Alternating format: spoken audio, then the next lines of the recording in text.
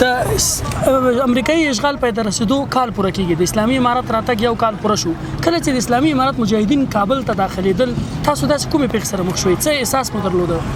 والله دلته خو خلکو ډېر وویل چې والله اسلامي امارات راځي او دا چور بسي او کابل به چور سي او جنګونه بسي او داسې، خو ماشاءالله فضل د خدای ده هېڅ خبره نه سوه چې څنګه راننوتل همدغه شی و. بس انشاءالله موږ خلکو چې سره کوم احساس کوو چې کابل به چور سي، خو انشاءالله هغه شی کار ونه سو.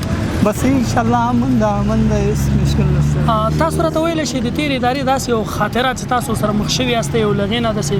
والله د تېرې اداره خاطره خو ټولې هر ستانه خاطره ده، خصوصا زه له خپله ما خو له خپله دا ګیره پرېږدم، زه خو په هر چک پین کې دا چې پازابولم، یعنې داسې خاطره خو تېره نه لرو. زه خو له خپله داسې ډېر پازابولم، په هر چک پین کې مې درولم، او خصوصا زه له خپله یعنې چې ما دا ګیره پرېښې هغه خلکو. او نو انشاءالله دا حکومت خو اسلامي امارت یو کال پوره شو، تاسو داسې د ډاډمن امنیت خوشحاله یاستئ له اسلامي امارت څخه؟ انشاءالله بالکل د امنیت د خوا نه خو هېڅ مشکل نشته، غلو ختم سول، هر شی ختم دي، خو صرف یو دغه کاروبار به خدای پاک پیدا کړي، په دغه د کاروبار مشکل ده، نور هېڅ شی مشکل نشته. انشاءالله هر څه امن انشاءالله خدای بار سره جوړ کړي. ډېره مننه عزتمن شي.